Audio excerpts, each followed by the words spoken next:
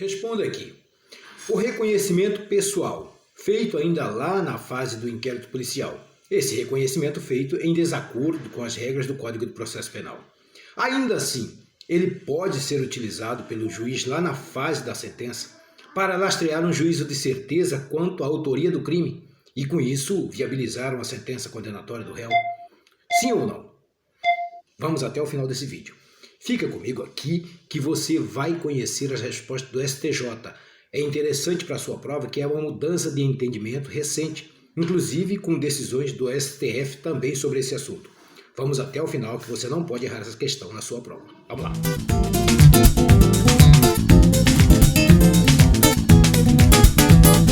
Vamos verificar aqui o que diz o Código de Processo Penal sobre o tema reconhecimento de pessoas e coisas.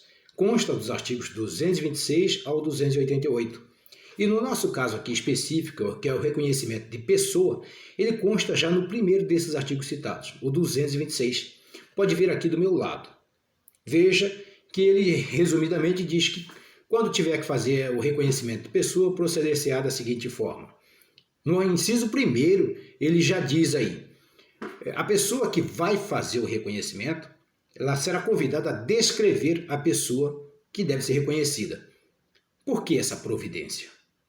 É justamente para que a pessoa que vai fazer o reconhecimento não seja induzida a reconhecer alguém que não participou do fato criminoso, alguém que não seja o dito culpado dos fatos. No segundo momento, a pessoa cujo reconhecimento se pretenda, ela será colocada, se possível, ao lado de outras com quem guarde alguma semelhança.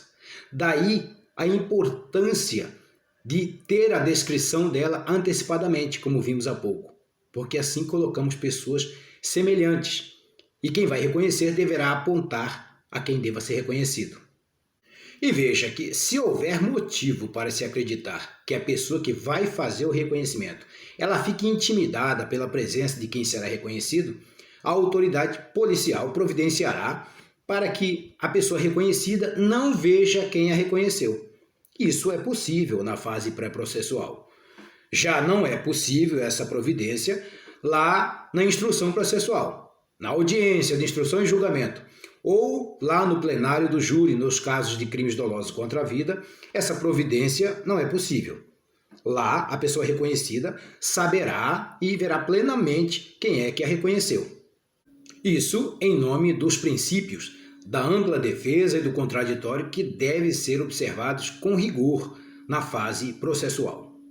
Após esse ato de reconhecimento, será lavrado um auto pormenorizado, que deve ser subscrito pela autoridade policial, pela pessoa chamada a fazer o reconhecimento e por duas testemunhas presenciais.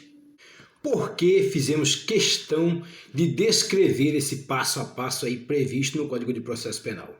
Ora, porque o que está sendo questionado neste HC analisado aqui no STJ é justamente essa receita, esse passo a passo. Ele deixou de ser observado. E então o que se questiona é a validade do reconhecimento feito em sede de investigação policial. É preciso esclarecer aqui que o STJ, até em outubro de 2020, ele mantinha o entendimento de que o conteúdo do artigo 226 que acabamos de ver, ele constituía-se em apenas recomendações, meras recomendações. A sua inobservância não tinha o condão o poder de invalidar o ato de reconhecimento, e assim ele podia sim ser usado como prova em instrução criminal.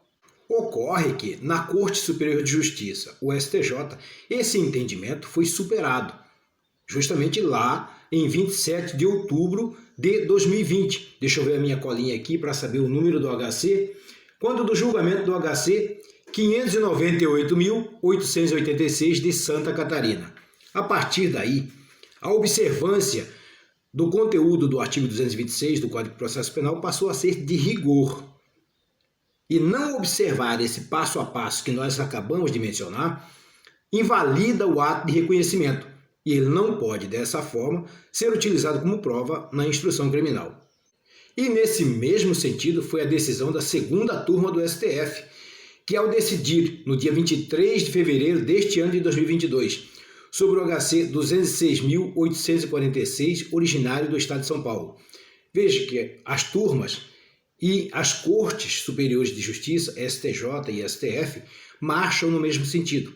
Esse assunto lá está bem sedimentado e, portanto, está pronto para cair na sua prova para ser cobrado no seu exame. Atenção com ele. Conclui-se assim que a busca pela verdade real que deve ocorrer no processo penal, ela não pode acontecer tal como se fosse um veículo em trânsito e sem freio. Não, existe aí um balizamento legal, existem as questões éticas que devem ser observadas e assim garantir um mínimo de idoneidade às provas e que também garanta às pessoas em geral que elas não serão injustamente presas e condenadas. Amigo, se gostou do vídeo, deixe o seu like e se inscreva no canal, porque assim você não perde os assuntos mais relevantes e com alto potencial para estar presente na sua prova, no seu exame. Bons estudos e boa sorte!